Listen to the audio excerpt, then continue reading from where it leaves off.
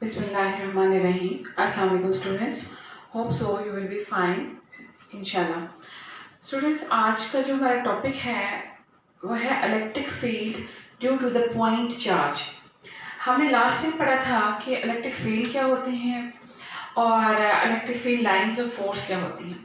आज हम उनको डिटेल में फाइंड आउट करेंगे कि अगर हमारे पास एक सिंगल चार्ज पार्टिकल हो या एन नंबर ऑफ चार्जेस हों या कोई डिस्ट्रीब्यूशंस हों तो हम उनके इलेक्ट्रिक फील्ड कैसे फाइंड आउट कर सकते हैं।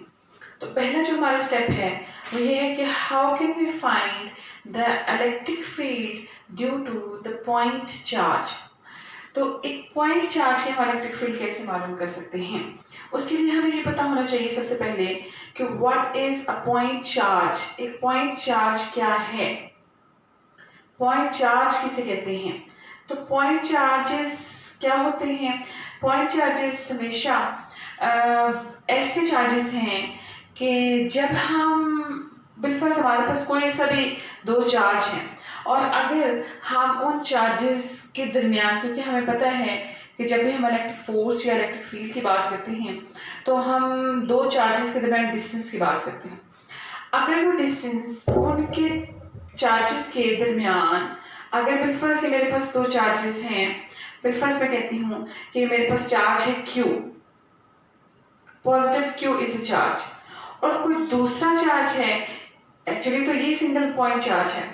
अगर मैं कोई test charge, positive test Q0 test charge से करीब लाऊंगी, इसके विसिनिटी के अंदर, इसके इलेक्ट्रिक फील्ड के अंदर लेके आऊंगी, तो क्या होगा कि ये पॉजिटिव इस पॉजिटिव को रिपेल करेगा और इस पर फोर्स लगेगी, that is F is equal to Q0। F आपके पास फोर्स पर यूनिट Q0 जो है वो आपके पास इलेक्ट्रिक फील्ड देती है आपको।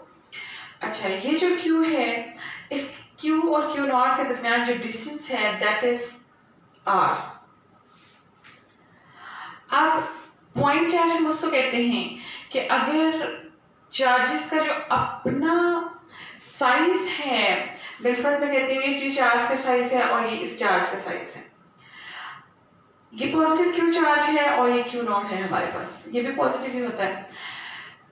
अगर इनका अपना साइज इनके डिस्टेंस से कम हो, यानी डिस्टेंस ज्यादा हो और साइजेस कम हो, तो उन चार्जेस को हम पॉइंट चार्जेस कंसीडर करते हैं। अच्छा, अब हमें पता है कि जब भी दो चार्जेस एक दूसरे के करीब लाए जाते हैं तो ये चार्ज इस चार्ज को रिपेल करेगा, because these are the like charges. Like charges always repel each other. तो हम ये लिख सकते हैं कि ये जी आपके पास एक फोर्स एक्सर्ट करेगा, that will be in the repulsion direction.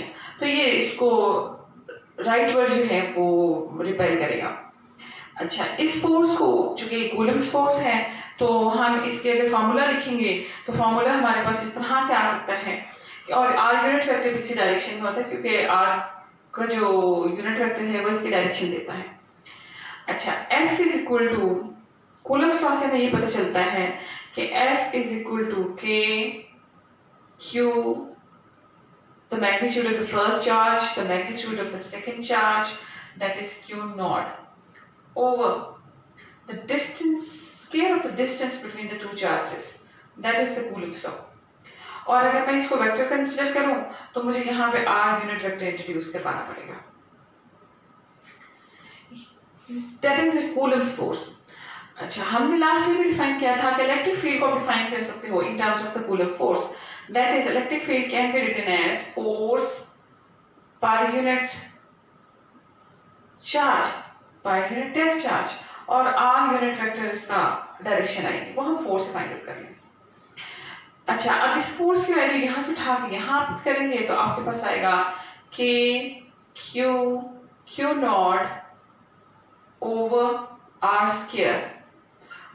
ये तो फोर्स की वैल्यू हो गई इनटू आर यूनिट वेक्टर, और ये आर स्क्वायर आपके पास ऑलरेडी ये हमने यहाँ लिख दिया है, और Q0 ये वाला आप नीचे साइड पे, ये Q0 इस Q0 से कैंसिल आउट हो जाएगा, बाकी आपके पास जो चीज बचेगी that is K Q over R square into R unit vector.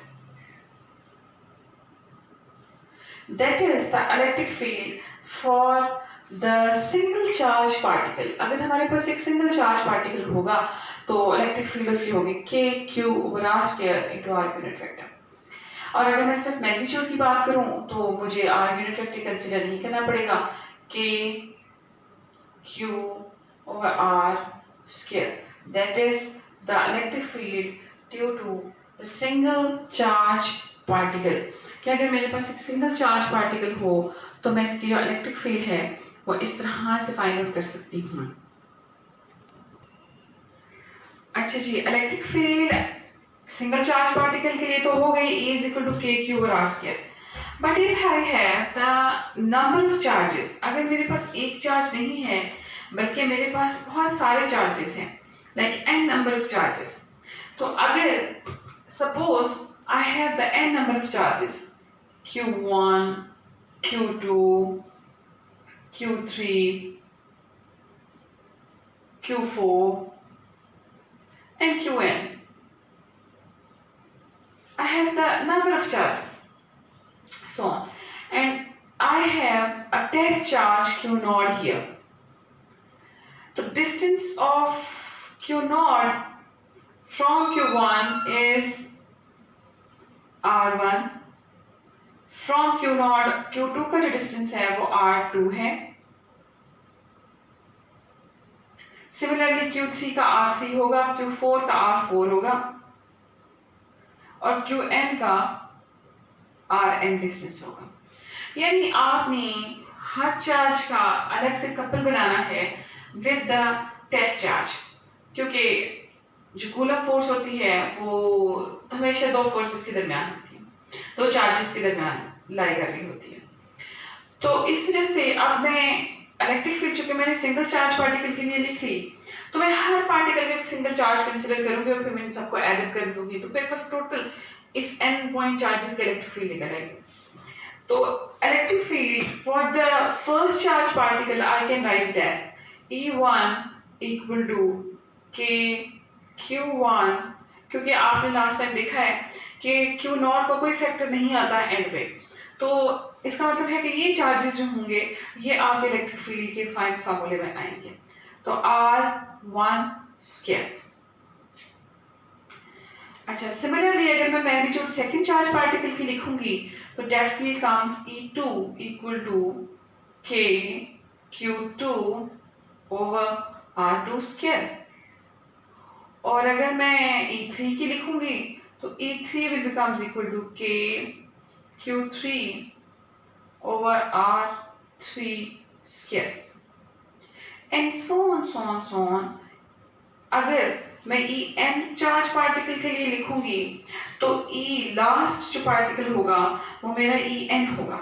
अगर मैं En चार्ज पार्टिकल के लिए लिखूंगी तो En will becomes equal to K Qn particle हो जाएगा, nth पार्टिकल होगा और Rn उसका nth डिस्टेंस होगा from the test charge particle Qrn square. तो अब अगर मैंने total electric field find out करनी है तो total electric field find out करने के लिए I have to add all these electric fields.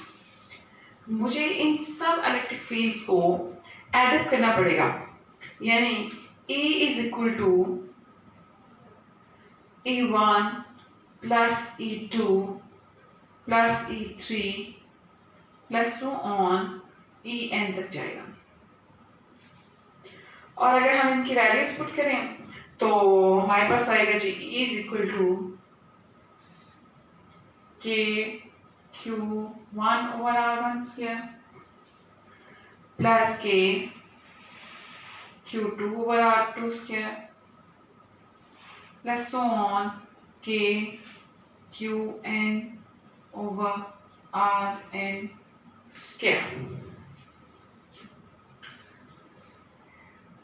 अच्छा जी, अब हम इसको जरा फाइनली जो है वो समेशन फॉर्म में लिख देते हैं ताकि हम इसको सिंगल फॉर्म में लिखा जा सके।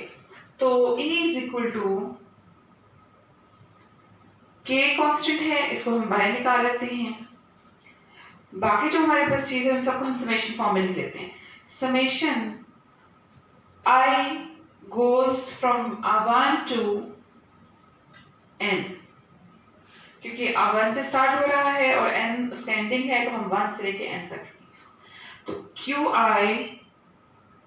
ओवर ri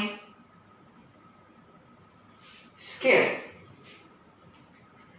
सो ये जो हमारे पास इलेक्ट्रिक फील्ड है for n number of charges.